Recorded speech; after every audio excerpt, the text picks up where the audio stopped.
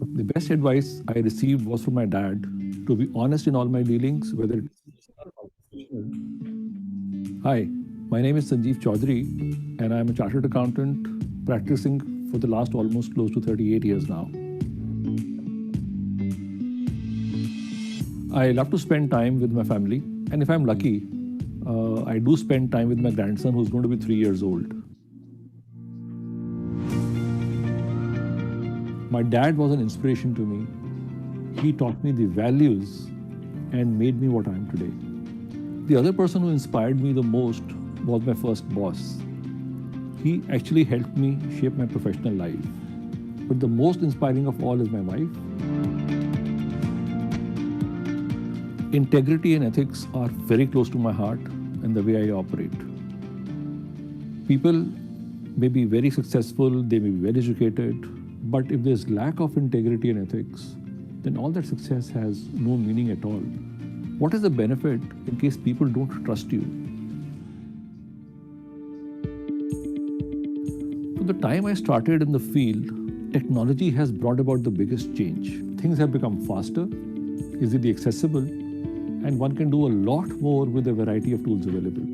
The other big change which has happened to the profession is the expectation of the stakeholders, especially for the attest function performed by chartered accountants.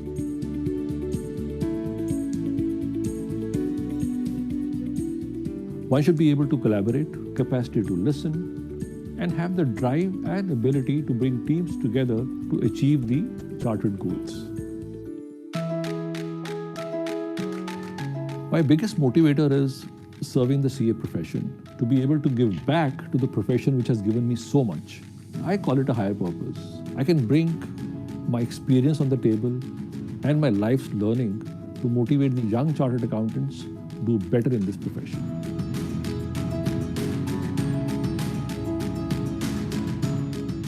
Responsibility and accountability go hand in hand, and one cannot expect accountability if there is no responsibility. Technology is changing the way we work today. It is time we accept the need to go beyond our conventional role and be a business solution provider to our clients. The future is more exciting than we know today, and I think we as professionals need to upgrade and upskill ourselves so that we remain relevant to the business opportunities available to us. Having said that, no compromise on ethics and integrity at all. Absolutely.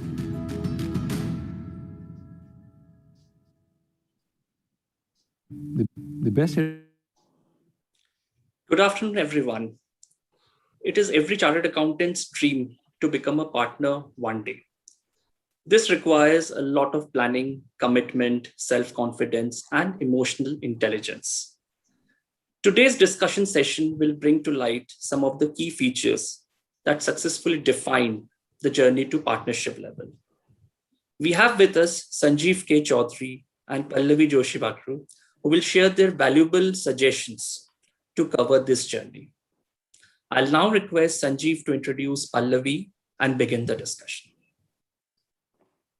Thank you, Sudeep, and a very warm welcome to Pallavi. Thank you very much, Pallavi, for joining us. Pleasure, Sanjeev. I have a very long CV of Pallavi, but I'll keep it brief. Pallavi is a graduate in BCom Honors from Delhi University in 1988 and qualified as a chartered accountant in 1990. She's done a course from the Harvard Business School on managing professional services firm, and she's an alumni of the second batch of Wiki Initiative for Women on Corporate Boards. Done a course at ISB Hyderabad in advising family businesses. So Pallavi, after qualifying in 1990, joined a company, Bharat Forge Limited, as the first job. Spent about a couple of years there, and then moved to her own practice. She practiced for about 14 years, from 1992 to 2006, and done almost everything as a partner of the firm, Bakhru and Associates, New Delhi. In 2006, early April 2006, she merged the firm with Grant Thornton in India and joined them as a partner. In 2009, she was asked to take the responsibility as the head of tax, which she worked as till about October 2015, almost close to 9+ years, a little less than 10 years. By then, the practice had grown to close to 300 people with offices in 10 locations and providing all services. She was involved in all recruitment at partner level and director level. As the head of the practice, she was responsible for strategy, for growth, for cost optimization, exploring inorganic growth opportunities, etc., etc. So a large role to play there as the head of tax. And obviously the practice was recognized by ITR and the UK Publishing and Rating Agency in 2014. So a lot of recognitions during her tenure as a head of tax in GT. Then she moved to the industry and joined Vedanta Group, a $15 billion group, having diversified operations in natural resources, zinc, iron ore, silver, gold, copper, aluminum, power, oil and gas, etc., etc. She joined as a group head of tax in November 2015 and was responsible for driving a culture of compliance and align the tax function with the group's long-term business goals. She did a number of huge things there, including the acquisitions, the Keynes India merger with Vedanta, responsible for setting up a brand-free structure within the group to recognize the Vedanta brand, responsible for getting refunds of close to 1,200 crores plus, published a tax transparency report for Vedanta, the only company in India which does a report of this kind. So many more things in the tenure of about a little less than 5 years at Vedanta. Moved back to practice last year in May as a partner and head of private client service at GT in India. She's responsible as a partner and member of the partnership board and chair the board's subcommittee on people and partnership matters. She's doing various other things. She's responsible in incubating the firm's private client service offerings, anchoring the leadership and relationship at large business houses, etc., etc. So, Pallavi, a warm welcome once again. Thank you very much for joining us. What we're discussing today is, a CA's path to partnership. But before I go to that point, I think you would agree that somewhere the profession has taken some kind of hit as well as our recognition or respect in the stakeholders' eyes are concerned. And as you agree, we can play a very constructive role in shaping future partners, whether in consulting, legal, CA firms, or corporate. So my question to you is, you're a CA who has had leadership experience of both corporate as well as consulting firm. You're on your own firm and then with GT. Would you please share your thoughts on the role that a CA profession plays in shaping a future leader? I think it's a very pertinent question, Sanjeev, and I'm glad we are discussing it because we are all part of this fraternity. I've been very fortunate. I've straddled both the worlds. Worked in industry, been in practice with fair amount of success. And the reason I think is because CA is not a degree. Most people say CA is a professional degree. I genuinely believe CA is a skill. When you look at from an academic perspective, if you look at it, just look at the vastness of the syllabus one needs to go through. You go through Income Tax Act, Companies Act, Contract Act. You're looking at accounting, auditing, risk management, cost accounting, operations and management. The sheer width of what you go through academically actually opens your mind. And to top that, you have your articleship. And funnily enough, articleship doesn't compare with any internship that any other professional degree calls for. It's 3 years of slugging it out in a firm with clients, with people, with bosses. It sort of really shapes you and rounds you up. And which is why I feel that, if you look at chartered accountants, there are CAs who are in practice, there are CAs who are in that industry. There are CAs who are in public life. There are CAs who are bankers who run their own businesses. There are CAs who are judges today. And the reason we have such a vast diaspora of judges across professions is because CA is basically a skill. And I think that's what holds us in good stead. And as chartered accountants, people are now becoming CEOs of businesses. Earlier, everybody had a mindset that as a CEO, as a CA, you're only a financial person. It's not true anymore because it's a skill. Then it's up to you what you do with that skill and where you take it. And I think that also will bring us to the larger view of, what's happening in the profession, where does ethics and value come into it? And, when we take this skill to different walks of life and in particular profession, because, profession puts you on a slightly higher pedestal than anything else. It becomes very important. It'll be interesting to hear what's your view, Sanjeev. I mean, you've got so many years of experience behind you, and how do you see this landscape evolving? So I think, Pallavi, I've actually worked all my life in a consulting organization. Was in a very small firm in my initial years. Very proud of the firm because that's where my initial journey started. Qualified in 82 and I think became a partner there in a couple of years. And what I think I saw in my senior there, Mr. Vasudeva, I think he was hugely respected and recognized for his skills. You use the right words, it's the skill set. And I think that's where my initial inspiration came from. Hard work, your commitment and passion to learn, looking at what the client needs are. In my early days, I learned, it is not that one has to be reactive. I think one should be at times proactive, because that's where I think the client would probably be looking at you and appreciating what you're doing. I think as long as you're a solution provider to the client, keeping your independence and ethics in mind, I think this profession actually gives you a huge platform to grow and serve. And yes, it has taken a slight bit of hit, but I think that's the expectation gap which the stakeholders have and the communication from our side probably at times to bridge that gap. Or maybe we also need to change somewhere as to reduce that expectation as to probably do two things more. And that has to come probably more from the institute as to what more should be done. But I think this profession actually really gives you a good skill set, to do well and grow as you grow in your life.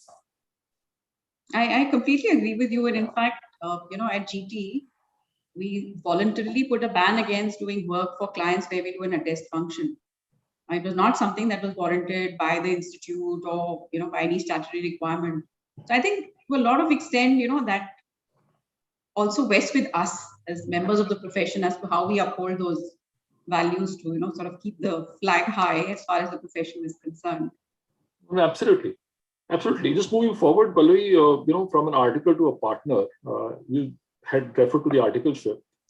It's a golden period for any CA student, in his career. It is not just about learning the practical aspects of the course, but learning management skills, learning, chalking out the path towards accomplishment of the goals, reaching the level of a partner.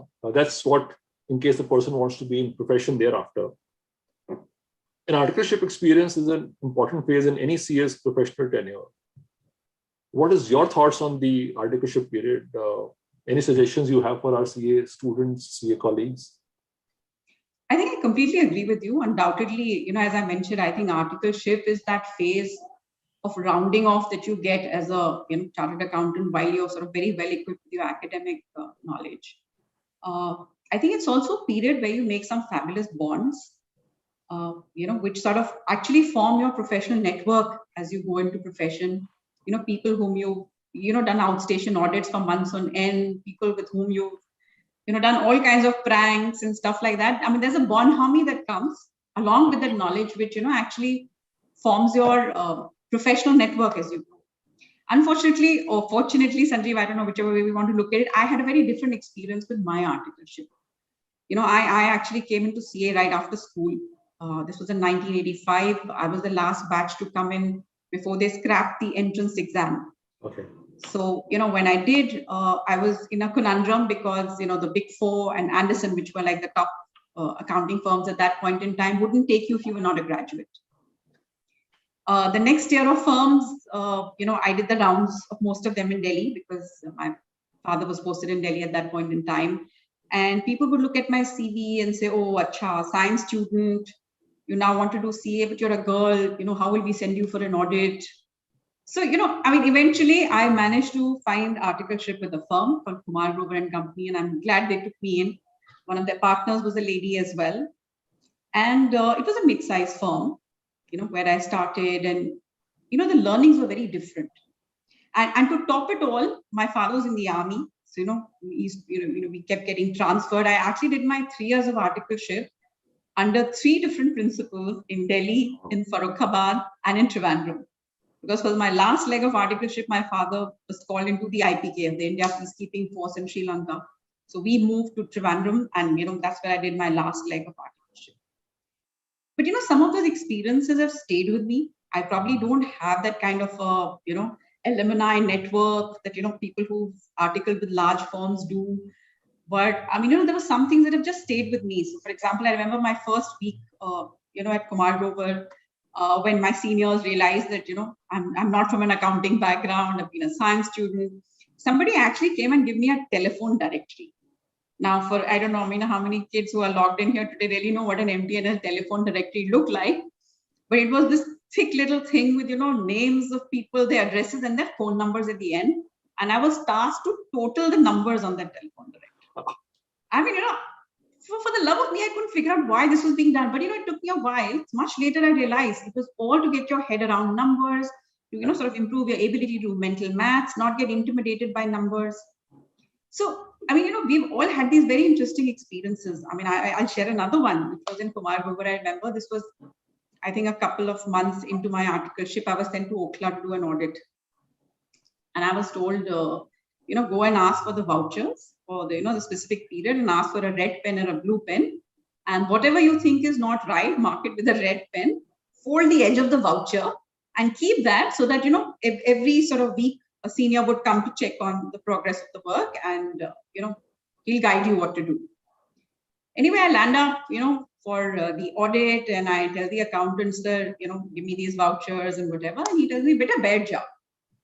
He literally made me sit in a corner, and I was sitting there twiddling my thumbs for almost 2 hours. He went about whatever he had to do, and I was like this, almost oblivious person sitting in a corner. And I remember every Friday we used to come back to the firm, to report back on what we did through the week.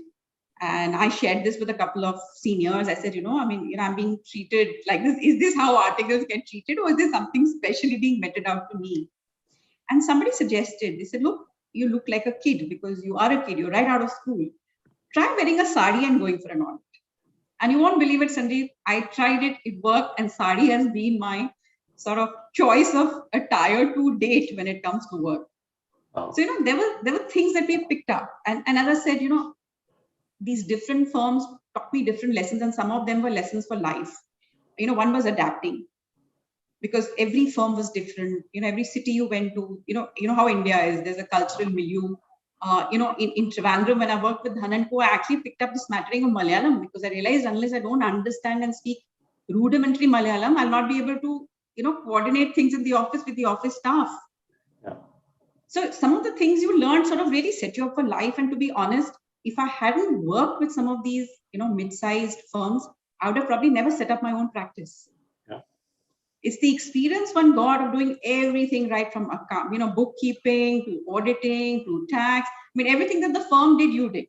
There were no silos, like the large firms have. So there was no super specialization as an article. You did pretty much everything. And now when I look back, I think, the fact that I started my own firm, led me to merge the firm with Grant Thornton down the road. And, life just took a different course.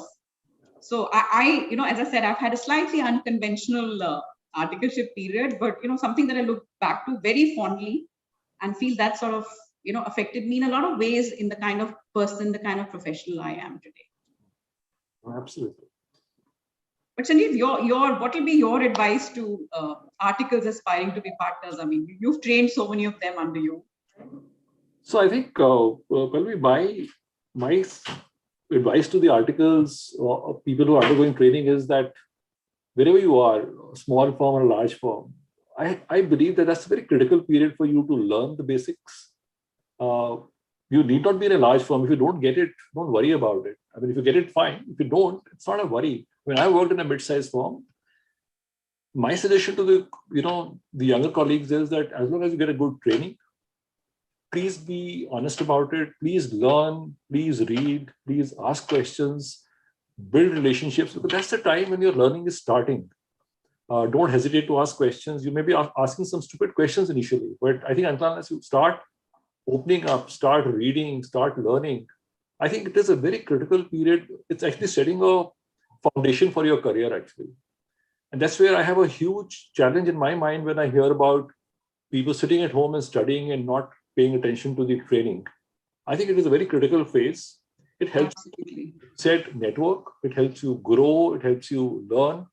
And I think understanding the accounting and audit is a critical part for any professional, be it a CFO tomorrow or be it a professional in a firm. So I think that is a very, very critical period. And before you start into practice or job, I also believe that probably spend a couple of years working with a small firm or a large firm and thinking through and getting used to that you're a chartered accountant now before deciding what steps you want to take or which career path you want to have. You can again make a shift as you've done it twice or thrice rather. But I think take a little bit of time because things are changing so much and you have wide, areas available to you today. So I think it's a wide horizon available. Spend time or learn things and then move forward. And moving forward, I think if I shift to the learning and experiences gained by working in various organizations, especially corporates, you had a huge experience while working in the corporate organizations, both small initially in the initial days and very large organization prior to joining GT again. Can you share some anecdotes or some guidance for fresh CAs on how diverse experience of the industry and the consulting firm can help them in their professional journey? Sure, Sanjeev. I mean, as I said, I've been very fortunate. I've had the opportunity to sort of straddle both the worlds. As you mentioned, I moved to Vedanta in 2015. Vedanta is the largest canvas one could possibly think of, as a tax professional, particularly. Just to give you a sense, we had the 201 matter. It's all over the media. I can talk about it. It's now, of course, been withdrawn in terms of, the government has very sensibly decided that indirect transfers will not be taxed retrospectively. But, I had the opportunity where I had a 201 matter, which we were fighting in the ITAT. The same matter, we were in a writ in the High Court. And for the same matter, we had invoked the bilateral investment treaty between India and UK. How often do you get the opportunity to run a litigation in 3 different forums, the same litigation, with different strategy, different counsels, and wanting different outcomes? Yeah. So I think the experience was immense. And the beauty, when you work in a role like this, in a large corporate, is the opportunity to do other things. I actually landed up an RBI. I remember I was asked, if I can get an ODI approval for $2.2 billion to be pushed down into a subsidiary. My only experience in the past had been a condonation application at RBI, where there was some minor violation of FEMAR and we had filed a condonation application, and I've been to Amar Building in RBI in Bombay.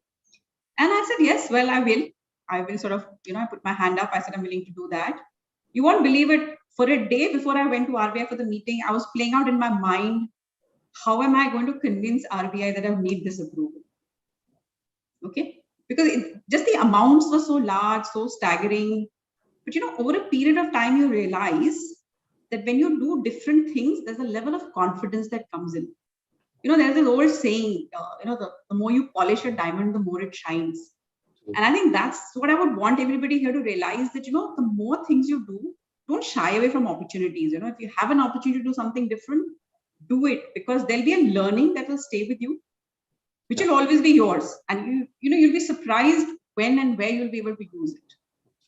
So I think that was a great mind opener for me in terms of, the different things I dealt with SEBI on certain issues. I dealt with RBI far beyond my, mandate of just doing tax.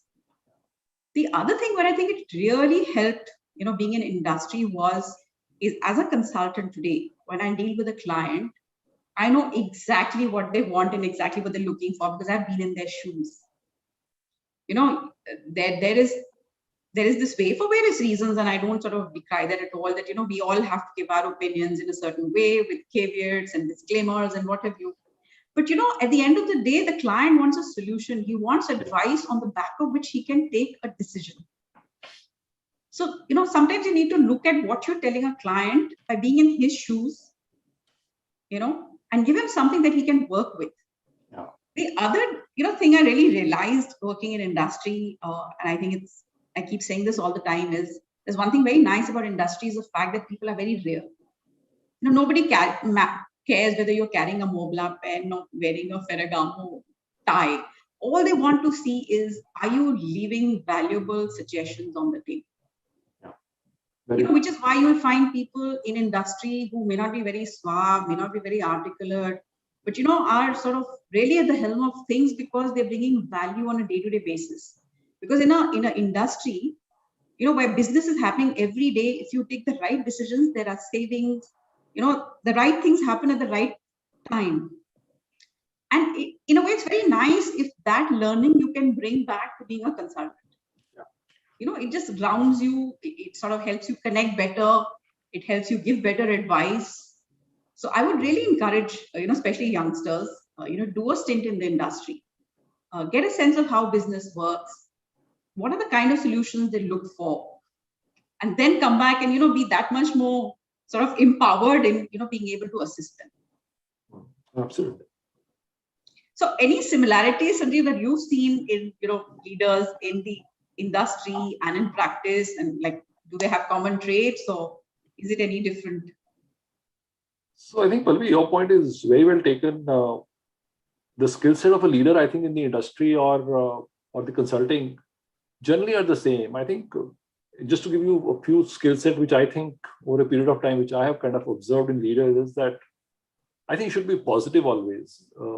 A leader can't be negative. I mean, look at the pandemic today. Can you be negative that you will not grow? You have to be positive. You got to have a crystal clear vision of the future. It's uncertain, but you have to have a vision. Otherwise, how would you grow? You should be grateful to your teams because it is not I, it is always we. Sure. Any small to big organization, you must listen actually, not hear, listen, and then respond. Clear communication. I think you should be trustworthy. You should be passionate. People look up to you. In fact, I think at the top, you set the culture for the organization.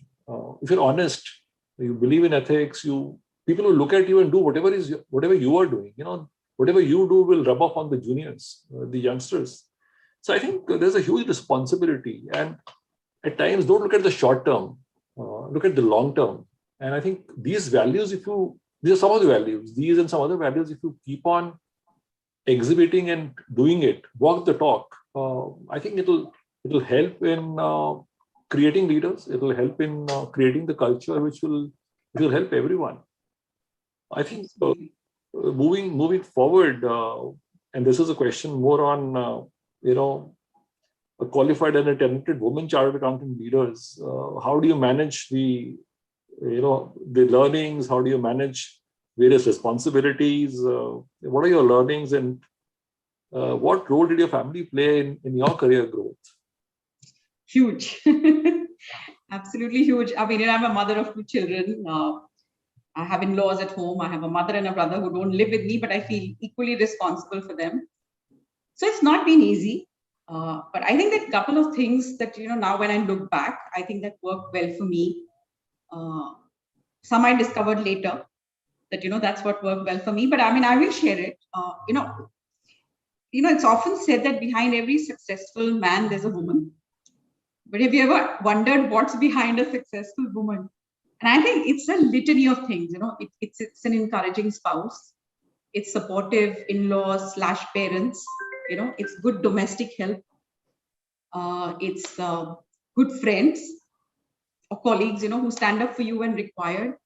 So I think it's a whole team that works behind a woman to make you successful. And there are a couple of things that, I have learned in hindsight, which I'm very happy to share for, whoever's interested. One is choose your spouse wisely. I knew my husband when I was doing my CA, so I took it for granted that, he'll be as supportive of my career as I would be of his. But to be honestly, when I look around, I feel I lucked out because my husband always told me, just go for it, do whatever you want to do. You're doing a great job. And I think that makes all the difference because, all of us look for validation. And, honestly, women look for a little more validation than men do. And it's great if you have a spouse who sort of encourages you to do what you want to do. I think the second thing is to create a support system. I mean, as I said, that support system could be good staff, it could be your parents, your in-laws living close to you or living with you, whatever works for you. And then, of course, something I feel more importantly now is for women to work hard. I think now what has happened in today's world is that, there's this whole diversity agenda, which is great. But, I think as women, we need to make sure that, we don't undermine it by, being figureheads for the diversity agenda. And therefore, I keep telling, women, we need to work doubly hard so that people don't say that you're there because you're a woman, but you're there because you're a competent woman. And I think lastly, one has to be a little philosophical and just, trust where life takes you and enjoy the ride. And I think my career has been a classic example of that in terms of the different things that I've done. So it'll be interesting to hear what's your advice to, women wanting to do well and be partners in consulting firms. So actually, Pallavi, just taking on from where you left, absolutely. So behind successful men, there are women. Behind me, there are 3 of them, actually, my wife and my 2 daughters. So family support there you are. is absolutely huge. Coming back to the women leaders, I think I've heard people saying probably a girl has to probably prove more, a little more to get what she should get because she's a woman, and she should not get because she's a woman, as you said. I think I've seen women multitasking. You look at, you take care of the house, you take care of the office, you do multitasking. I would like to tell all my colleagues, especially the women chartered accountants, lawyers, professionals, they must believe in themselves. And I'll give you an example also. In my last stint at the firm, when I retired, 3 years prior to that, I was given a goal to set up a technical team in the office, the back end to support the entire firm on the technical side. You talked about diversity. I had a 6-member team in Delhi, all girls. I had a 12-member team in Bombay, which I had set up in a couple of years. I think 8 were girls and 4 boys. The girl who was leading the team in Mumbai had come back from the industry, and I knew her that she could deliver because she was fantastic. It was that she was shifting from the industry to the consulting. Will I settle in? And Pallavi, she took 3 months in settling in. The girl in Delhi was leading the position in Delhi, had 2 kids. The girl in Bombay also had 2 daughters. And both of them did so well as, heading the teams. I got a lot of credit because of the work done by my teams. I did contribute, but they did so well. I think the point is that supportive environment, give them responsibility, and they will do wonders for you. So I think supportive environment, which is very critical. Yeah, they're very conscientious workers, yeah. Absolutely, both at home and in the office, and I think it's huge. And you as leaders get the credit, but the credit really actually is of the team which has been delivering time and again. So absolutely enjoyed working with them, and I could see that they could deliver. I think only one challenge I've seen is that when you are growing a family, at times one has to take a little backseat. And I have been suggesting to my colleagues, do that happily and you can bounce back. It is just a question of time, a couple of years here and there. And absolutely, there is nothing stopping them. I think they've done wonders always. Coming to the last segment, sorry, you wanted to say something? Please go ahead. No, I said I completely agree. Yeah. Completely agree. So, Pallavi, coming to the last segment, which is very close to my heart on ethics and values. Strong ethics and values is very important for creating a purpose-driven organization. So how important is the role of a partner in developing a purpose-driven organization? I mean, this really resonates with me as well, Sanjeev, because, I completely agree with you. First and foremost, I think, we use ethics and values very often in our, discussion and dialogue. I think it's important for people to understand why the two terms are used together. I mean, ethics typically describes your moral compass, honesty, trustworthiness. And values defines your perspective on how you see things as right and wrong. And which is why, we normally use these two terms together to say ethics and values. And really, if you ask me, these two things are an essential part of what defines every professional. Yeah. I strongly feel as professionals, all of us are a brand. Okay. That brand is clearly your technical competence and it's your ethics and values. I mean, let's just step back, and I'll take no names here. There are people, when you talk about them, you say he's such a brilliant professional and such a thorough human being. Because you value the ethics and things that he stands for. And similarly, there would be people who you would be willing to acknowledge that they're good, but you will not give them the same platitude of saying, great human being, great person. And why is that? Because people stand for different things. And I think that's why it's very important as professionals, not just to be good at what you do, but also have your ethics and values, very clear, because they create your brand. Okay. And I think why partners have the ability to influence ethics and values in an organization is because their sphere of influence is larger. I mean, that's why, the path to partnership is so aspirational, because your ability to influence is so much larger in an organization, whether it's the people who work with you or the, the clients you work with, the communities that you can work with, the regulators, your ability to influence and embed those values through your actions and your dealings is so much larger in an organization. And I think this really differentiates one organization from the other. And when you are a purpose-driven organization, you attract like-minded people. Yeah.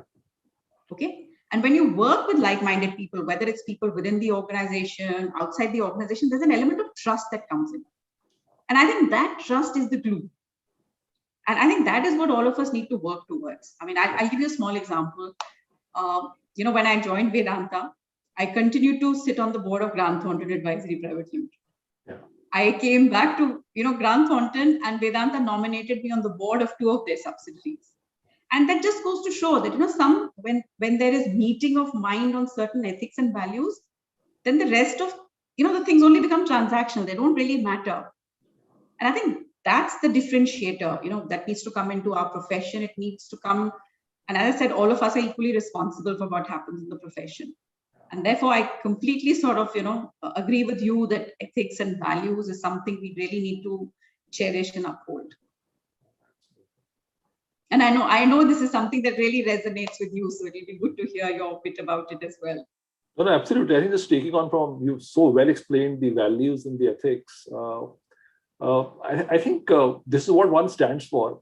I think, as you rightly said, the knowledge part is given. I think, all of us are probably reasonably good in whatever we do. Some maybe 5% more. But I think this is something on which there can be no compromise. And I think if you look at a long term, this is what will hold you in good stead. The example which you gave, GT said, sorry, be on our board when you're going to Vedanta. Now, Vedanta is saying, be on our board when you're going back to GT. Because somewhere they saw the value, the ethics, the integrity, from your side in whatever you did with Vedanta. You did with GT in any case was known because when you left them. And I think this is what differentiates a person from me. For me, as you rightly said, we're all brand ambassadors. At times we blame the ICAI for not doing their bit. But I think they need to do their bit and we need to do our bit. Are we doing our bit? All of us, each one of us. And I think that's a huge responsibility on all of us because we are all brand ambassadors of this profession. And I think people do look up to you. So the organization which I worked for so many years, without naming anyone, a tax officer had asked me for a favor once, and you can't stop them from asking. And I refused. And I came back and told my client, look, there may be a challenge because of this. We had to suffer for about a couple of years. The client had to incur some litigation costs, but at the end of the day, everything settled down. And that's where I think the challenge is as to how you conduct. And over a period of time, then people start respecting you for your honesty and your integrity. It's just, I think, takes a little bit of time. And that is where I think if you look at whatever is happening today on the faceless assessments and appeals, I think the initial phases will take some time and these things will settle down. But I think all these things will help both the profession and the government in doing things the right way. So these things do help in the long run. In the short run, there are always challenges because you will face hurdles. You will have questions being asked from people. But I think as long as you believe in your values and ethics, is tried and tested, seen in you, many others, that this is absolutely non-negotiable for me. Absolutely. Thank you very much, Pallavi, for this perfect guidance to youngsters on ethics, on path to partnership. Sudeep, do we have any questions? Over to you in case we have any questions. Yeah, thanks, Sanjeev. Pallavi. We have a couple of questions. The first one is from Manish Gulati. He's asking that I'm a chartered accountant and I've worked in multiple corporate organizations. During my professional stints, I've been focused on all-round development. He's asking for some tips and guidance on that will help him to move smoothly towards the partnership journey. Anything you want to elaborate on this? Pallavi, go ahead. Yeah, sure. So what I picked up, Sudeep, is that he's worked in industry. So I guess when he says he's worked in multiple organizations. Okay, not necessarily industry. Yeah. So I think there's some things you need to be clear of when you want to work towards partnership. And as I said, that one is having your own brand. Two is having the ability to attract work. I think when you look at organizations around you, who are the partners? People who are technically very strong, who are very good with their people skills, who can handle relationships well, they can listen, they can, when they talk to people, they know exactly what their pain points are and what's the kind of help they need. I think, and these attributes are things that you can start working on, even when you're, way down from where a partner is. Nothing stops you from going on and doing, speaking at seminars, creating sort of brand awareness for the organization where you work and for yourself individually, for you to be in talking sessions, for you to do, pitches to clients who you think are potential clients. So I think there are lots of incremental things that one can do along the way to sort of prepare yourself, because, it's not that you become a partner and you become a different person. The ability to do different things is there, but, it's actually a journey. And that's why, it's typically in firms, you call it the path to partnership. It's those incremental things that you need to do along the way to be ready for partnership. So I don't know if that resonates with you, Manish, but, those are the couple of things that struck me that, one needs to do in terms of preparing yourself for that role. Yeah, right. So the next question is from Mihir Kant. He's asking, during our initial stage after clearing the exams, what are the factors we should assess whether to work in industry, audit, assurance, bank, etc.? So he's looking for some kind of guidance on this space. I think a lot of that, Mihir, would be determined by what you want to do. And, your choices can change. So, for example, I started my career with Bharat Forge, which is a large forging company in Pune, because initially I thought that is where I wanted to be. I wanted to be in industry. Then I changed course. I actually realized that no, I think I want to practice because I want more variety in what I do. And Bharat Forge was my first client. That in itself is a very interesting story. But, Bharat Forge was my first client when I set up my practice. So I think a lot of it depends on what you want to do at that point in time, and also what are the opportunities that are available to you. And, these things are very, it's a gut feeling. Sometimes this is where you belong, this is what you want to do. And sometimes you say, no, I'm willing to experiment because I'm sure this is not what I want to see myself doing for the rest of my life. So I think there is no right or wrong answer. You should be willing to experiment. You should be honest with yourself. If you're doing something and you're not super excited about it, then, you should look at experimenting and doing something else. Maybe you like that more. And I think that's the beauty of a chartered accountant degree, is that, it allows you to do all that. You have, I worked in a manufacturing company. I set up my practice. I worked for a consulting firm. I worked for a natural resources company. And that's the point I was making, that, we all have a skill. It's up to us where we want to use it and how we want to use it. Yeah. So I think just need to add to what Pallavi said, she's experienced of both.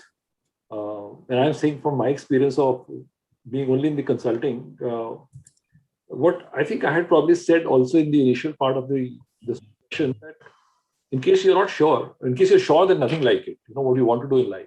But in case one is not sure, and I think that's your question, join a a consulting firm, big, small, where there's enough work. Spend a couple of years, meet clients, create your network, learn from what you're doing, and probably that time will let you know, or you'll be able to gauge as to whether you want to be in the profession or you want to shift to the industry, because you see both sides of it. You can again change after a few years if you want to. It's nothing like, so I've seen people shifting from audit to tax, from tax to advisory, from tax to consulting, forensic. You can do a lot, but I think you should be able to decide in the next, I would say, 2 to 3 years of your initial career that what you want to do, unless you're sure of on day one. Because what I think is that the real test starts when you qualify, because before that, you are trying to become a chartered accountant. And in case you've done it in the first attempt, nothing like it. But it is when you become a chartered accountant, then you have to decide as to what next. And that's where I feel that in case you want to spend a couple of years, mid-sized firm or a large firm, wherever you can get an opportunity, and then, take things as they come. There are huge opportunities in for a chartered accountant today. It is not only audit and tax, it is much more. Maybe 30 years back, it was audit and tax, but not today. And things are changing very fast. So I think take your time in deciding. A couple of years will not make a very big difference here and there. So, do look at it. Right, Sanjeev. And we have time for one more question. This is from Sharmishtha. She's asking, I'm a chartered accountant. I'm working with a private organization. This is more focused on the segment on ethics and values. And she's saying, I'm a strong believer of ethics and the value system. Would you like to share any tips on how can I strengthen my principles and work towards achieving this partner dream, as in reaching the partnership level? So yeah, Pallavi and Sanjeev, both of you. Well, go ahead. I guess, the beauty of ethics and values is that, you have to believe strongly in what you stand for. And there is no one mantra to say how do you become more honest. And that's the point I was trying to make when I said, why are ethics linked with values? Because values is your compass of right and wrong. There are no absolutes here really. To the point that Sanjeev was making, that somebody approached him from the department wanting him to do a favor, and it didn't resonate with him as an organization that he represented in himself, and he said no. I mean, there are a lot of people who would probably say it's okay because it's helped me expedite, and which is why each one of us has to set our own barometer of what is right and what is wrong, and what is it that you stand for, what is it that you're willing to do in the larger interest of the organization, what is it that you're not willing to absolutely compromise on. And I think that's the challenge most of us deal with on a day-to-day basis, is that there are some things you will defer to when you work for a large organization, but there's some things you will not compromise on at all. And I think it's important to know that distinction. What is it that you may not like doing, but you will do it for an organization, but there's some things you definitely will not be a party to. And I think that's what one needs to really work towards, is to know what is negotiable and what is not negotiable within the spectrum of your, ethical barometer, if I may say so. Yeah. Well, I think well said. Hitting right on, absolutely correct. Non-negotiable. Something, it's like when you get up in the morning, can you look into your eyes and say, look, what I'm doing is right. I'm doing everything according to my conscience. And as long as you're honest to yourself, I think then you can look into anyone's eyes and say, look, you haven't done anything wrong.